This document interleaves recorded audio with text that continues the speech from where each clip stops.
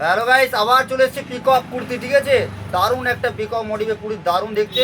আর এই যে পিকক যে কাজটা আপনার এখানে কাজটা করা আছে, পুরো গামছা দিয়ে ওয়ার্ক দেওয়া আছে। ঠিক আছে, সাইজ আপনি 40 থেকে 48 পর্যন্ত পেয়ে যাবেন।